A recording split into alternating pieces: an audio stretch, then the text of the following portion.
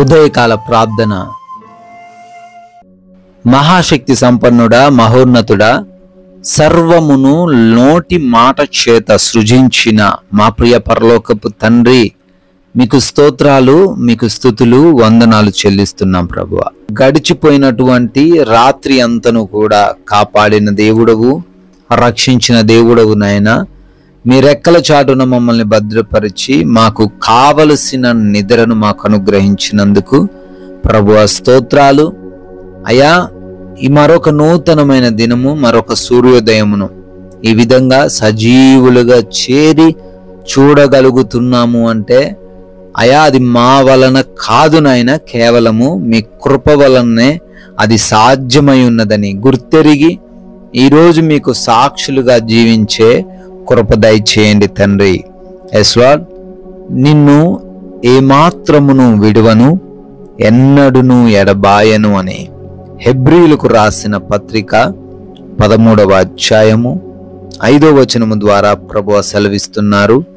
అవునయ్యా, అనేక మంది మమ్మల్ని వారి యొక్క స్వలాభము కోసం, వారి యొక్క సమస్యలను బట్టి, వారి యొక్క పరిస్థితులను బట్టి విడిచి వెళ్ళిపోతూ ఉన్నారు నాయన.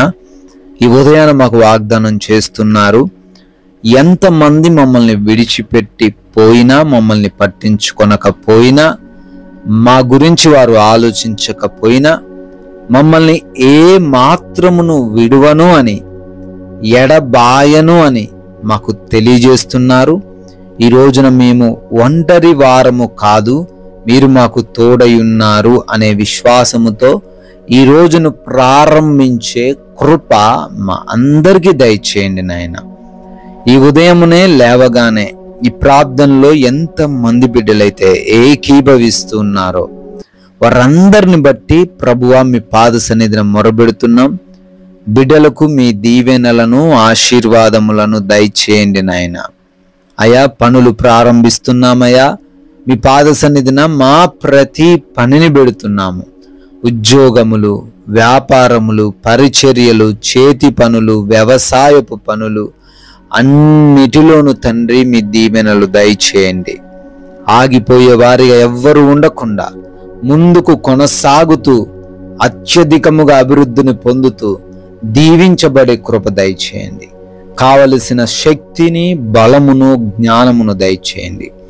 అయా, నూతనమైన కార్యాలు ప్రారంభిస్తున్న ప్రతి ఒక్కరికి మీరు తోడై ఉండండి. ఆశీర్వాదములతో వారిని నింపండి. ఎవరి ద్వారా అయితే అయ్యా మా పనులు ఆగబడ్డాయో ఆ పనులు వారి ద్వారానే మరలా పునరుద్ధరించబడుటకు సహాయము దయచేయండి. ప్రయాణాలను బట్టి అడుగుతున్నాం నాయన, మా వాహనములను, మా యొక్క మార్గములను మీ చేతికి అప్పగిస్తున్నాం. క్షేమ రీతిన ప్రయాణించే కృప దయచేయండి. మార్గమందు ఏ బిడ్డకు ఏ ప్రమాదం, అపాయం, సమస్యలు ఎదురవ్వకుండా మీరే తోడై ఉండమని, అయా ప్రతి ఒక్కరము కూడా క్షేమముగా మా ప్రాంతాలకు, గమ్యస్థానాలకు చేర్చబడే కృప దయచేయమని అడుగుతున్నాము నాయన. ప్రార్థిస్తున్నాము. ఎంతో మంది బిడ్డలు హాస్పిటల్స్కి డెలివరీస్ కోసం వెళుతున్నారు, రిపోర్ట్స్ కోసం వెళుతున్నారు, ఆపరేషన్స్ కోసం వెళుతున్నారు. అయా ప్రతి ఒక్కరిని మీ స్వాధీనపరచుకొనండి. అక్కడి పరిస్థితులను మీ స్వాధీనపరచుకొనండి. వారికి అనుకూలంగా వాటిని మార్చండి నాయన. అయా, ఈ రోజున ఎవరు కూడా ఆర్థికంగా ఇబ్బందులు పడకుండా అభివృద్ధి దయచేయండి. అనారోగ్య సమస్యలు లేకుండా సంపూర్ణ ఆరోగ్యంతో నింపండి. ఆత్మీయ జీవితాన్ని కూడా వారు ఇంకనూ తండ్రి మెరుగుపరుచుకునే కృప దయచేయండి.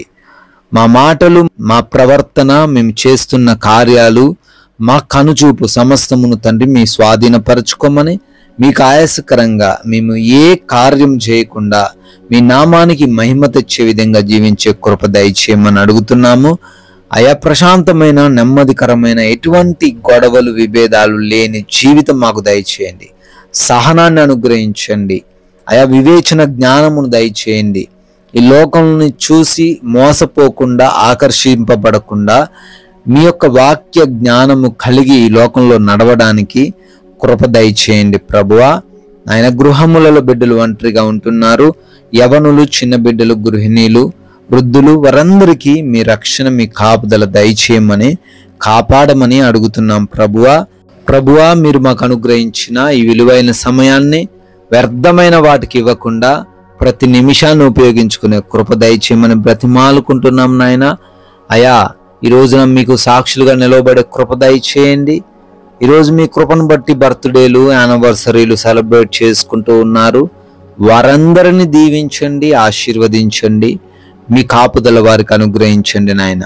కొందరికైనా మీ యొక్క జీవం కలిగిన మాటలు ప్రకటించి మా వంతుగా మేము రాజ్య వ్యాప్తిలో పాలిభాగస్తులయ్యే కృప దయచేయమని మహిమ కలిగిన యేసుక్రీస్తు వారి నామంలో ఈ ప్రార్థన అడిగి వేడుకొని పొందుకొని ఉన్నాము తండ్రి.